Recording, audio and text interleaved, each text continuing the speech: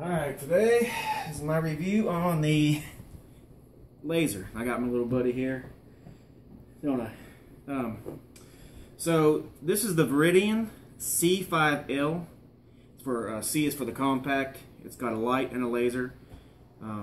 It's got several settings. Right now I have it set on light and pulsating laser. If you hold both buttons, it's got two buttons on one that side and one on that side. If you hold the buttons in and then you let go, you can click it.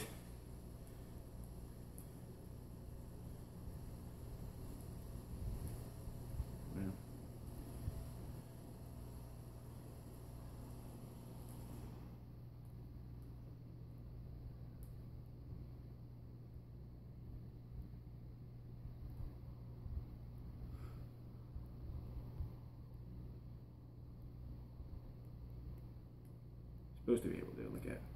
Oh, that's how you do it. So you don't let go. If you let go, you use both buttons at the same time. So that's light. That's strobe light, which is very blind in the nighttime or even the daytime. That's just strobe laser. Let me go on this so you can see. Strobe laser, light, strobe laser, just light. Just laser. Laser and light, no strobe. And both of them are strobing. So anyway, that's that. I like it on strobe and both of them strobing. So this laser, it's an American-made laser. It's Viridian, like I said. They are an excellent company. I've had a problem with this laser when I first bought it. I shot probably roughly around 250 rounds through my XDS with it on. And right here, there's a gasket that goes around the front of it. Well, as I was noticing, because I carried it every day, and I noticed that the gasket was swelling out. So I thought, that's kind of weird. So a friend of mine has the same laser, exact same laser. He hasn't shot his hardly any. Well, he took his at the range and shot it, and his started doing that. So needless to say, I set mine back, and they fixed it with no problem. And haven't any problems since. I have the box and all the other attachments come with it, which is just another couple rails to slide on your rails and a couple screws and such. But I'm not getting all that out because it's up in my attic in my gun box. So anyway, let me just show you how this works. You know, you have, of course, it's unloaded. You have a rail. If you don't have a rail on the gun, it ain't gonna work, obviously, unless you mount something on there. But you just stick it on there, you just slide it on, and I like to seat mine all the way to the back. And then on the laser, it has two spots. So right there is for this screw. Okay. And then on the other side, well, it's got two screws. And those screws line up with this cut. So when you put the laser in, or on rather, and you put it through there, that's what happens. It locks in there and doesn't move. And I've never, ever had an issue with this, ever. A lot of people say, oh, well, once you slide it on there and you tighten it down, you know, you just got to find which hole it fits in. It doesn't fit in that one at all, but it fits right into that one. So a lot of people say, oh, you know, if you take it off, then you got to re-sight it in. Well, maybe so, but it is so extremely easy to sight in. It's unreal. You know, and I don't crank it down so hard where it's gonna look like it's gonna break. But only thing I do is when I sight mine in is I turn it on and I look. I only go what I think I'm gonna have to use it on. So I'm not gonna go 50 yards and say, okay, well, I sight it in there, because chances are when you go to 7 yards, it might not be exactly right. You know, you're buying a pistol, in my own opinion, to defend yourself, not to shoot 50 yards. I mean, you know, really? So I like to sight mine in no more than 10 yards. I usually just go in my house in my furthest room, and I'll turn the laser on, and I'll look down my barrel, and right now it's off, because I took it off. Well, then you got to take these little Allen wrenches and you got to tighten it up. It's so easy, it's unreal. But, you know, and if you go out And this laser, when you look at that laser on the wall, here, let me show you. Let me turn it so it's not blinking.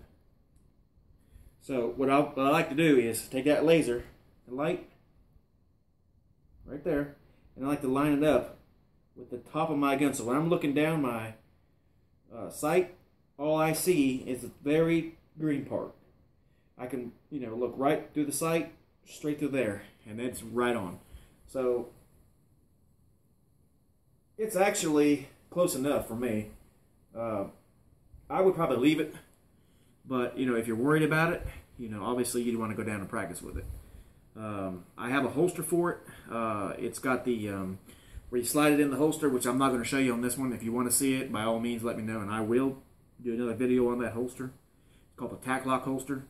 You basically turn the laser on, and when you slide it in the holster, it turns it off. It's got a magnet in it. There are Crossbreed, I think, has one that, not for the C5L, but for R5L, which is for full size. And, it turns it off.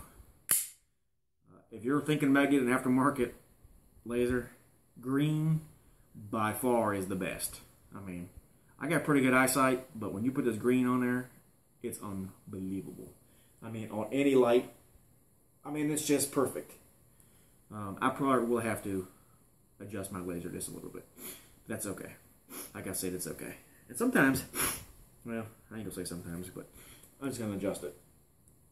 Well, that's my review of this. Like I said, this XDS, top of the line, in my own opinion, and matched with the Viridian, you just can't go wrong. I don't know, it's perfect for me. The holster that I carry this now, I just had, like I said, a friend make me one.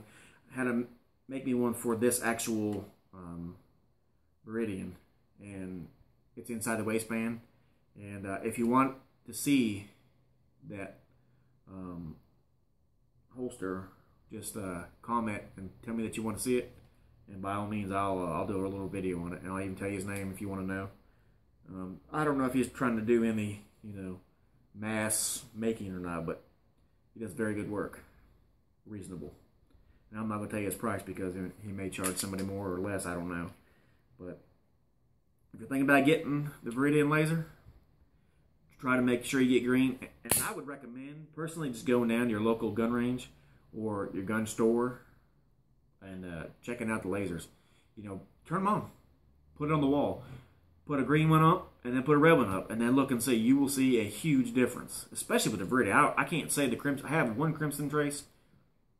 And, well, it's not even green, it's red. So, there's no comparison. I will always stick with green. I will pay that extra $50 or $60 for that green because it's so much better. Anyway, like, subscribe, comment. You want to see more? Like I said, I got bukus more videos I want to do. I just need some support. Thank you.